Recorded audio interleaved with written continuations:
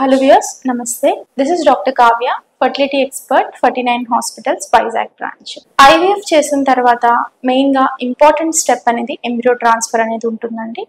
ఈ embryo transfer అనేది couple కి చాలా ఇంపార్టెంట్. ఈ ఎంబ్రియో ట్రాన్స్ఫర్ అనేది చేసిన తర్వాత ఎటువంటి జాగ్రత్తలు తీసుకోవాలి అని చాలా మంది కపుల్స్ అడుగుతూ ఉంటారు. I want to talk about that important factors.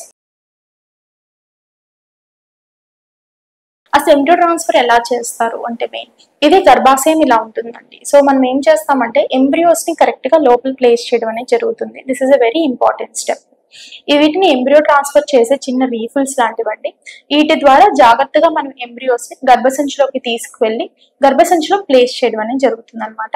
ఈ ఎంబ్రియో ట్రాన్స్ఫర్ ప్రొసీజర్ అనేది అండర్ విజన్ చేస్తాం, అంటే అల్ట్రాసౌండ్ గైడెడ్ గా మనం ఎంబ్రియో ట్రాన్స్ఫర్ అనేది చేసుకుంటాం.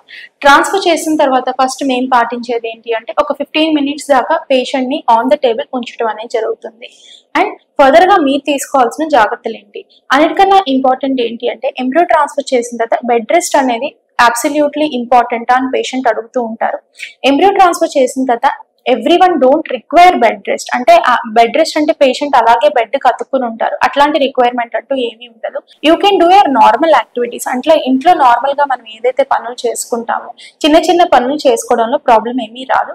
అంటే ఎక్కువ అగ్రెసివ్ పనులు అంటే కొంతమంది పరిగెత్తడం, బాగా ఫాస్ట్ గా వెళ్ళడం అట్లాంటివి అనేవి చేయొద్దు అని చెప్తూ ఉంటాం అనమాట.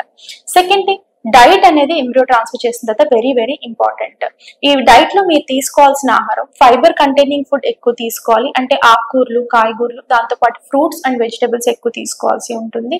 ఎక్కువ వాటర్ అనేది తీసుకోవాల్సి ఉంటుంది అనమాట. అండ్ ప్రోటీన్ డైట్ రోజు ఏదో ఒక ఎగ్ కానీ, మీరు వెజిటేరియన్స్ అయితే ఎక్కువ protein containing food like mushrooms, rajma, chana అట్లాంటివి తీసుకోవాలి.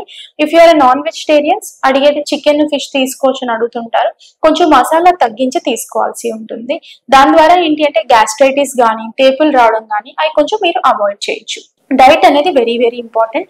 సెకండ్ థింగ్ అనేది లిక్విడ్స్, ఎక్కువ హైడ్రేషన్ అని కూడా చేసుకుంటా ఉండాలన్నమాట. బ్లడ్ సర్క్యులేషన్ అనేది highly dependent on hydration of our body.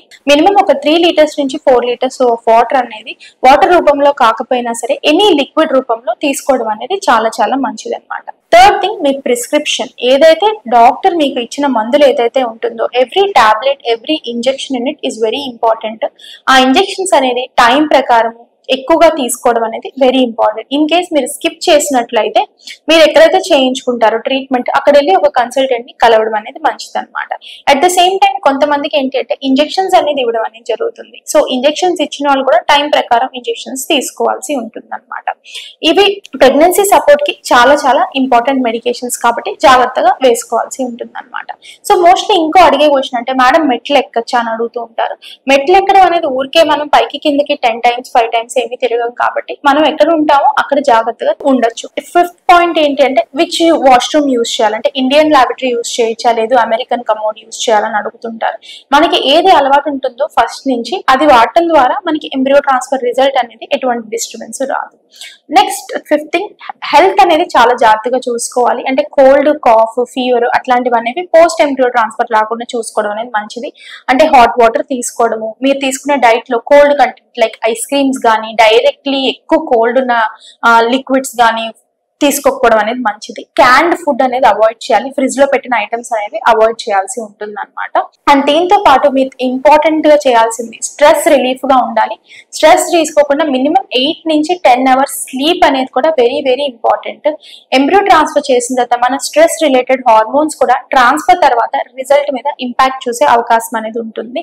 Stress తీసుకోకుండా మ్యూజిక్ వినటం కానీ, లేదు అంటే ఒక బుక్ చదువుకోవడం కానీ, లేదు మీకు 2 ఇష్టం లేకపోతే ఇష్టమైన వాళ్ళతో మాట్లాడటం కానీ ఇట్లాంటి చేయడం ద్వారా ఏంటంటే స్ట్రెస్ తగ్గుతుంది, హార్మోన్స్ అనేవి నార్మల్ గా ఉండే అవకాశం అనేది ఉంటుంది అనమాట. ఇవన్నీ జాగ్రత్తగా పాటించడం ద్వారా మనకి రిజల్ట్ అనేది మంచిగా వచ్చే అవకాశం అనేది ఉంటుంది. సో ట్రాన్స్ఫర్ కి భయపడకుండా జాగ్రత్తగా చేయించుకోండి. Thank you.